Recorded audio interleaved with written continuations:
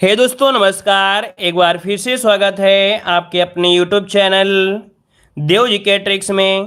तो दोस्तों हमने यहाँ पर डेली की तरह शाम 5:30 बजे यूपी जीके का यहाँ पर लाइव टेस्ट लगाने वाले हैं, जो कि डेली क्लास होती है, बेहतरीन क्लास होती है। और हमने बताया है कि भाई डेली का डेली क्लास है, अगर आप लेते रहेंगे तो बाकी गारंटी हम पर छोड़ दीजिए, ठीक है। बाकी जितनी भी समस्या आपके पास है वो पूरी समस्या हम पर छोड़ दीजिए। बस क्लासें अगर आप पूरी लेते रहते हैं तो जवाबदेही हमारी होगी कि भाई आप लोगों का सिलेक्शन क्यों नहीं हुआ है, ठीक है। मतलब समझ रहे हैं ना कि हम जितनी क्लासें आपको दे रहे हैं और जो सब्जेक्ट हम आपको पढ़ा रहे हैं, मतलब आपको हम यूपी जीके पढ़ा रहे हैं, ग्रामीण परिवेश पढ़ा रहे हैं, जीके पढ़ा रहे हैं, करंट अफेयर पढ़ा रहे हैं और साथ में आपकी हिंदी पढ़ा रहे हैं, ठीक है ना। तो भैया हमने बता दिया है इन 75 नंबर में से कम हमारा टारगेट 70 नंबर तक दिलाने का है। तो भाई आप लोग यहाँ पर 70 नंबर लेने के लिए बहुत मेहनत करना पड़े और अभी से मेहनत करना पड़ेगा। और याद रखिएगा कि भाजपा सरकार तो आ ही गई है और भाजपा सरकार में जो पढ़ेगा वही जॉब पाएगा, जो आंदोलन में लगा रहेगा, जो एग्जाम डेट में लगा रहेगा वो बिल्कुल चला जाएगा, क्योंकि मेरिट बहुत हाई रहने वाली है, ठीक है ना। तो इसलिए नेता नगरी ना करके पढ़ाई पर ध्यान जरूर दीजिएगा। जितना ज़्यादा पढ़ लोगे उतना ही ज़्यादा आपका यहाँ पर काम बनेगा, ठीक है ना। तो चलिए स्टार्ट करते हैं। गुड इवनिंग सभी को, गुड इवनिंग सभी को, राम राम सभी को, जय हिंद सभी को, वंदे मातरम। चलिए पहला क्वेश्चन आपके सामने दिया गया है, कह रहा आपसे निम्नलिखित में से कौन सुमेलित नहीं है, कौन सुमेलित नहीं है आपसे पूछा गया है। 28 को ऑप्शन दीजिएगा।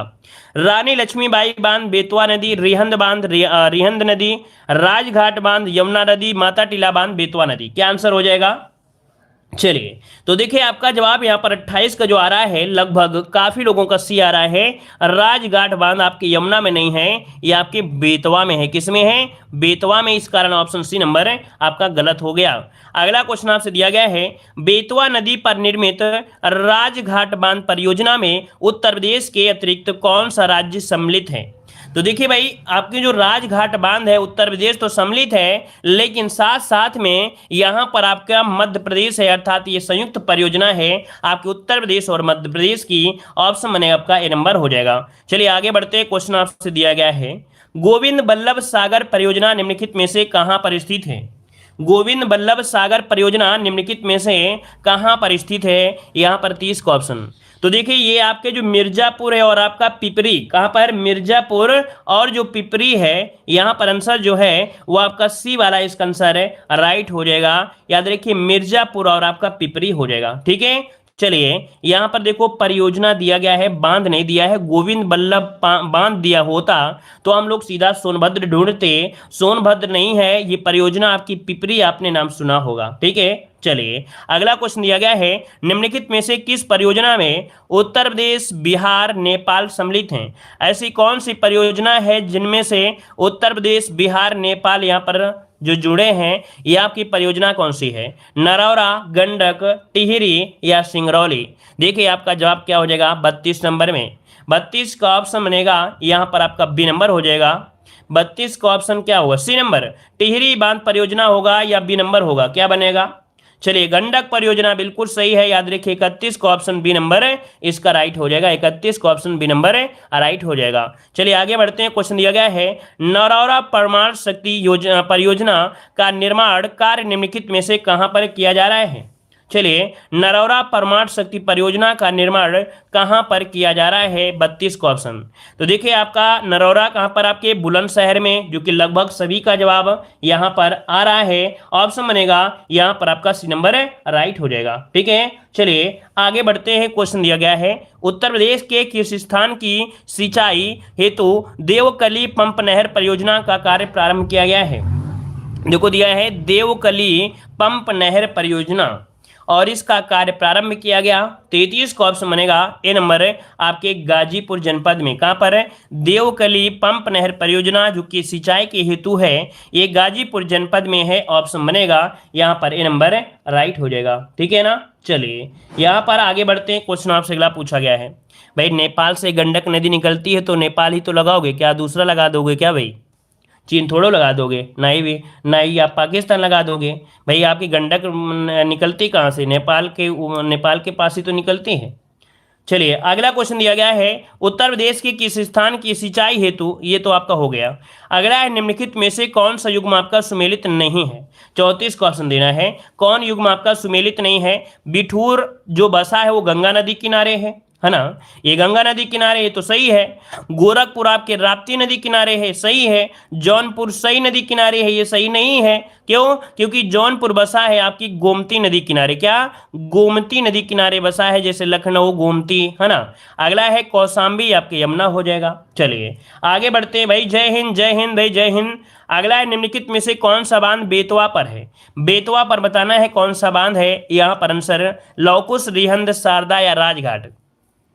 चलिए 35 का ऑप्शन देखिए, काफी लोग डी नंबर दे रहे हैं। राजघाट ये आपकी बेतवा नदी पर है। आपका जवाब इनमें से राइट हो जाएगा।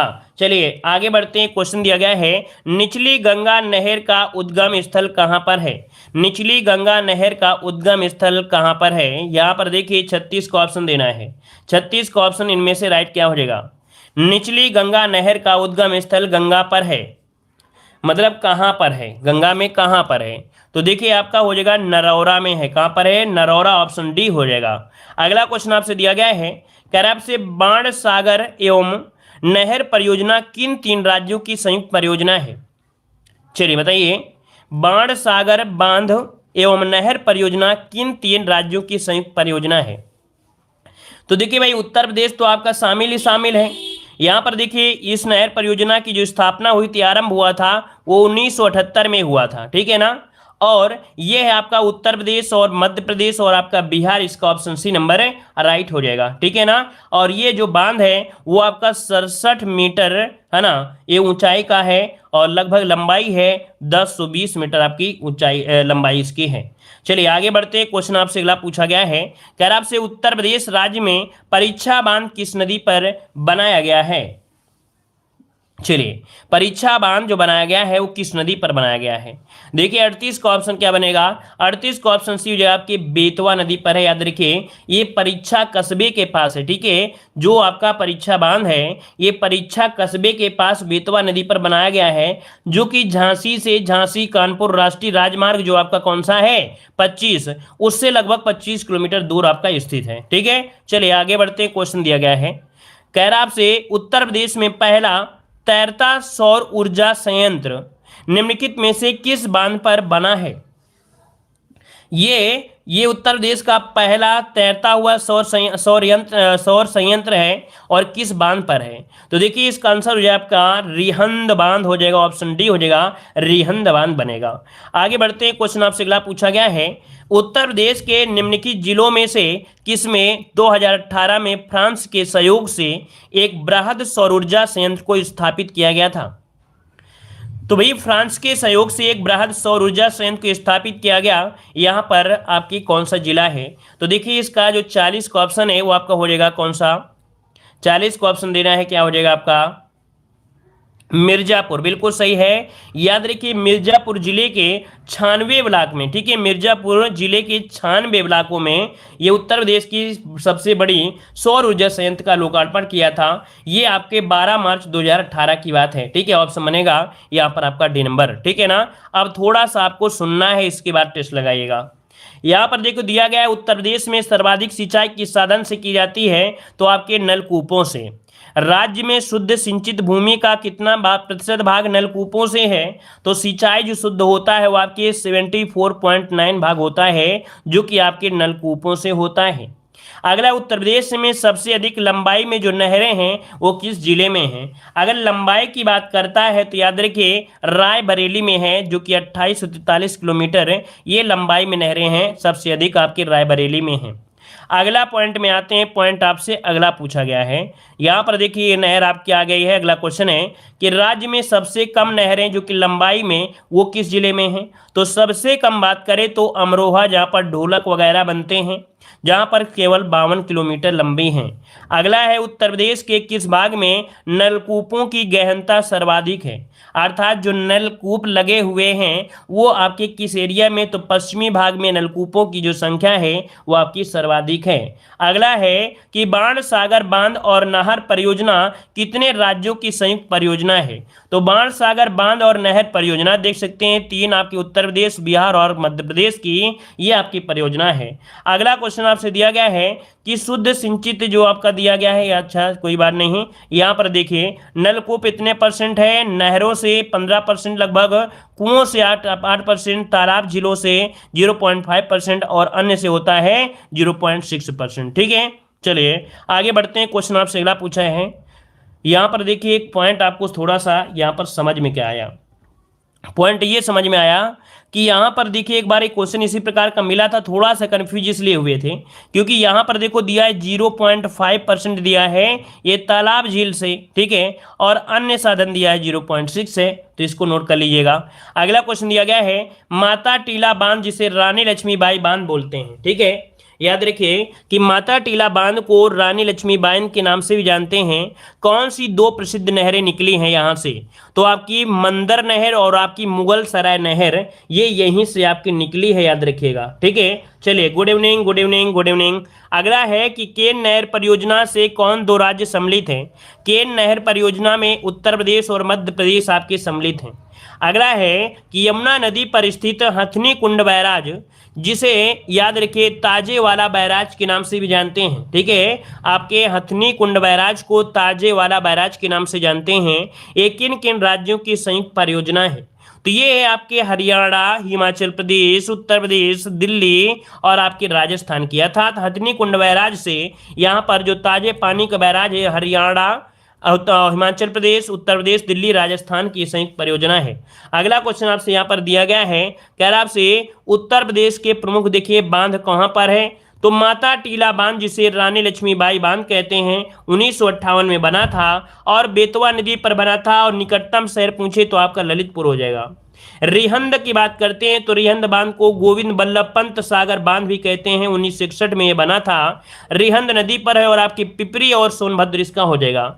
हाँ, अभी आपका मिर्जापुर सोनभद्र नहीं दिया था तो आपका मिर्जापुर ऑप्शन में दे दिया गया था। ठीक है, अगला क्वेश्चन दिया गया है आपसे, देखो रामगंगा, सब नहीं बताएंगे, जो जरूरी है वही बताएंगे।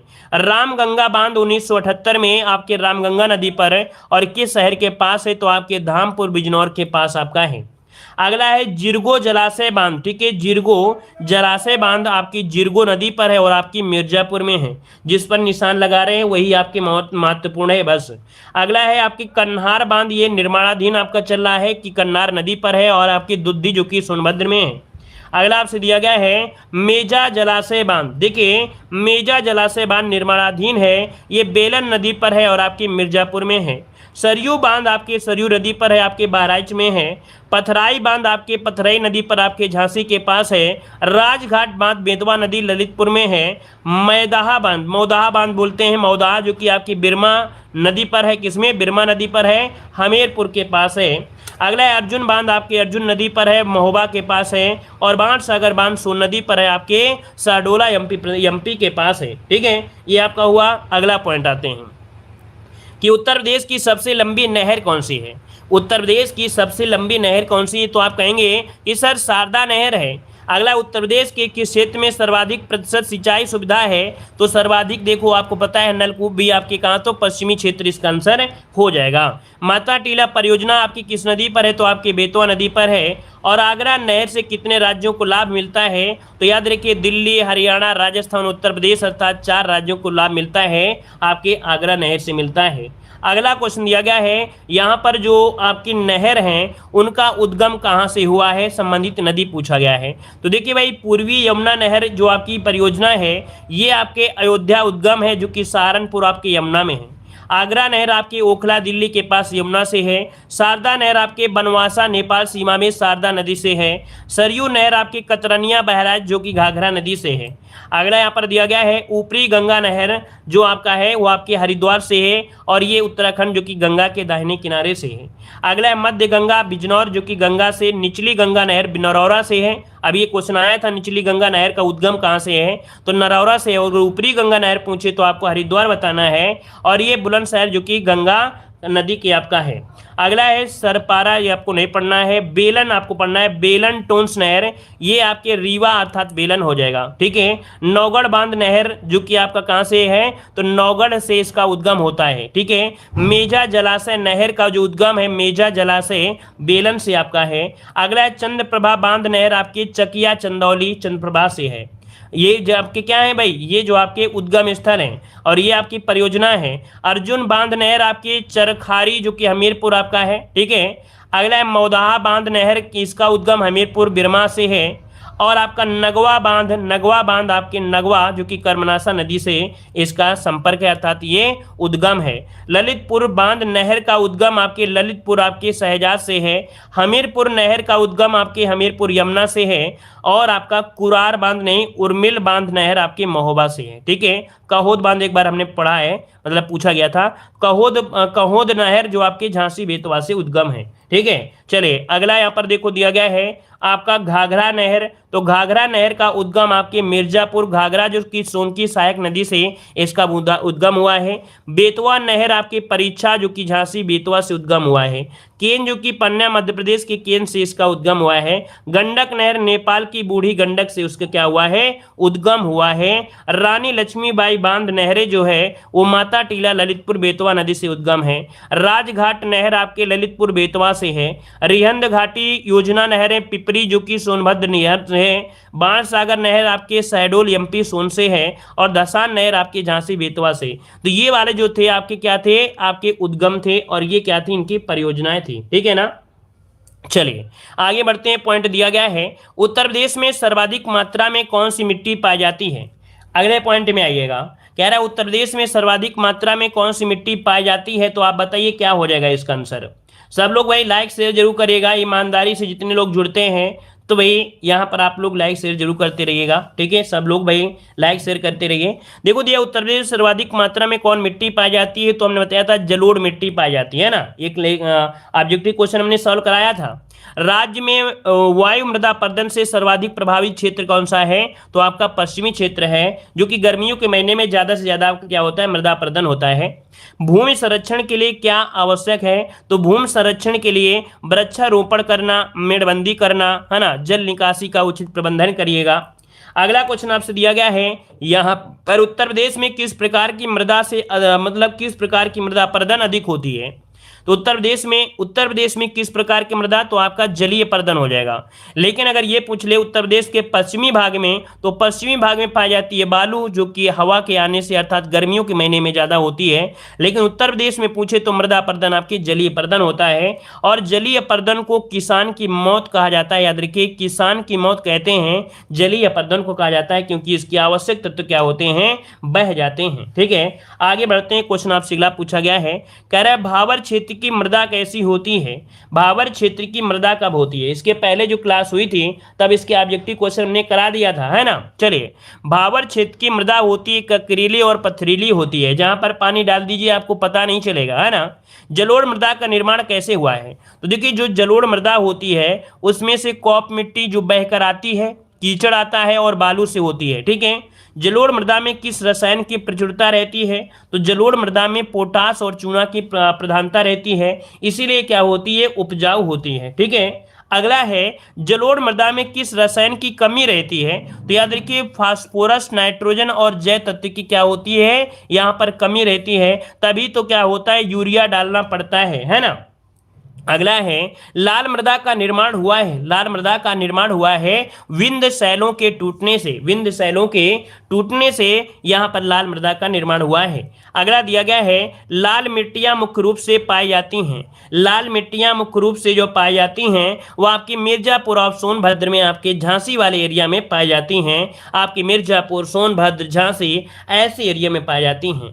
अगला यहाँ पर दिया गया है सर्वाधिक वायु अपर्दन किस ऋतु में होता है, तो आपको हमने मॉडल पेपर में भी आपको सॉल्व कराया था कि सर्वाधिक वायु अपर्दन होता है आपके ग्रीष्म ऋतु में होता है, ये मॉडल पेपर में भी आपने पढ़ा था। अगला उत्तर प्रदेश में वायु अपर्दन से सर्वाधिक प्रभावित जो क्षेत्र है वो कौन सा है, तो आपका पश्चिमी उत्तर प्रदेश है, पश्चिमी उत्तर प्रदेश हो जाएगा। अगला यहाँ पर देख सकते हैं, अगला क्वेश्चन है कह रहा है आपसे लाल, पड़वा, माड़, राकर, भोंटा आदि कहाँ की मृदा है। मतलब लाल मिट्टी, पड़वा, माड़, राकड़, भोंटा, ये जो मृदाएं हैं वो कहाँ की हैं? तो देखिए ये मृदा है आपके बुंदेलखंड के हैं। कहाँ की? बुंदेलखंड के हैं।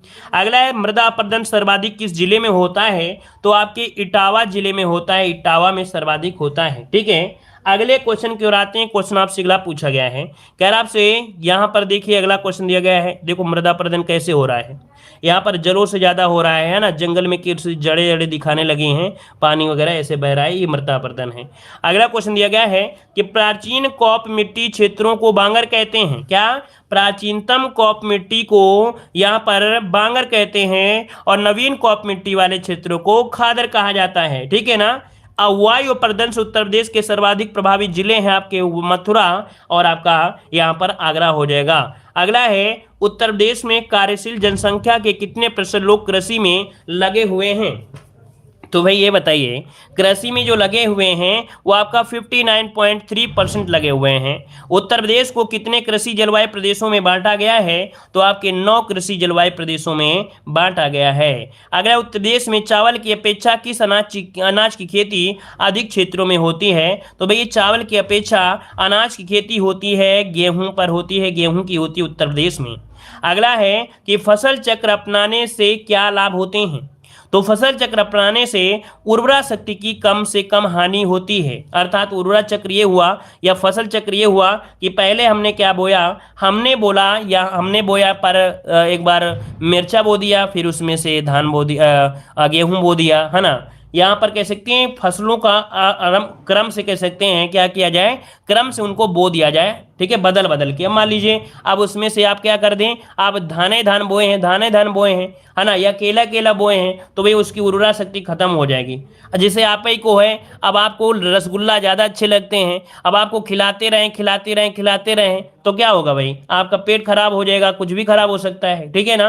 तो इसलिए क्या होना चाहिए, परिवर्तन करते रहना चाहिए। तो वही होता है फसल चक्र। अगला उत्तर प्रदेश की प्रमुख फसल क्या है? तो उत्तर प्रदेश की बात करते हैं तो आपका गेहूं हो जाएगा, उत्तर प्रदेश की गेहूं हो जाएगा। ठीक है, चलिए आगे बढ़ते हैं। क्वेश्चन आपसे अगला है अगला क्वेश्चन आपसे यहां पर देखो दिया गया है कि कौन सा फसल पूर्वी चक्र के लिए, पूर्वी उत्तर प्रदेश के लिए अधिक उपयुक्त है? तो भाई ये बताइए, पूर्वी उत्तर प्रदेश में पानी की मात्रा होती है तो धान, मक्का, गेहूं आपका हो जाता है। अगला है कह रहा आपसे कि उत्तर प्रदेश का अग्रणी उत्पादक है तो गेहूं, गन्ना और आलू के लिए उत्पादक आपका अगला है यहाँ पर दिया गया है, कह रहा आपसे भारत में उत्तर प्रदेश जिनके उत्पादन में प्रथम स्थान है वो क्या है? तो प्रथम स्थान में गेहूं हो गया, गन्ना हो गया। उत्तर प्रदेश में प्रथम दुग्ध सहकारी समिति की स्थापना कहाँ हुई? तो आपके लखनऊ में हुई। कहाँ पर हुई? लखनऊ में हुई थी।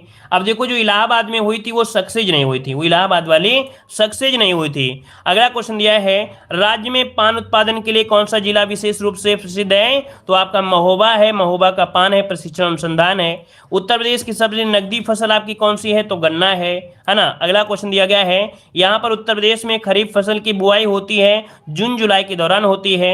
आंवला का उत्पादन होता है आपके प्रतापगढ़ में होता है। ठीक है, उत्तर प्रदेश में किसान मित्र योजना की शुरुआत आपकी 18 जून 2001 से इसकी शुरुआत हुई थी। अगला है कृषक वृद्धावस्था पेंशन की योजना कब शुरू हुई? तो 2 अक्टूबर 1998 से कृषक वृद्धावस्था पेंशन की शुरुआत हुई थी। अगला है उत्तर प्रदेश कृषि अनुसंधान परिषद स्थित है आपके लखनऊ में। उत्तर प्रदेश का मलिहाबाद प्रसिद्ध है आपके दशहरी आम के लिए प्रसिद्ध है। अगला है उत्तर प्रदेश में प्रमुख रूप से आम की प्रजाति है दशहरी और आपका चौसा। ठीक है ना। और देखो यहाँ पर राजकीय फल संरक्षण डिब्बाबंदी संस्थान कहाँ पर है? लखनऊ में है। उत्तर प्रदेश में दलहन शोध संस्थान कहाँ पर है? आपके कानपुर में है। और अगला दिया गया है उत्तर प्रदेश में गन्ना का उत्पादन किन क्षेत्रों पर होता है? तो गन्ना का उत्पादन तराई क्षेत्र और गंगा यमुना के दोआब क्षेत्र में होता है। किसान भाई योजना आपकी 1992 में शुरुआत की गई थी। और अगला है अफीम की खेती के लिए आपका बाराबंकी चने का सर्वाधिक उत्पादन आपके बुंदेलखंड क्षेत्र में आपका होता है। और यहाँ पर देखिए अगला है कि पान उपयोग प्रशिक्षण केंद्र कहाँ पर है? तो यहाँ पर आपके महोबा में हो जाएगा, है ना। चलिए, अरे यार कभी थोड़ा सोचा करो, जो आपके कह सकते हैं ये जो खरीफ की फसल है ना, खरीफ की फसल है, ये मानसूनी फसल है। वही आपको पता है कि मानसून 1 महीना डिले हो गया है। ठीक है, 1 महीना डिले हो गया है। पहले आपका जून में आ जाता था, लेकिन अब जून में क्या बारिश होती है क्या आपके यहाँ? बताइए, कोई है ऐसा जो बता सकता है? ये बताइए कोई ऐसा है जो बता सकता है कि जून में बारिश होती है अपने यहाँ उत्तर प्रदेश में? नहीं होती है ना। जून में नहीं होती, जुलाई के लास्ट में पहुंच जाती है।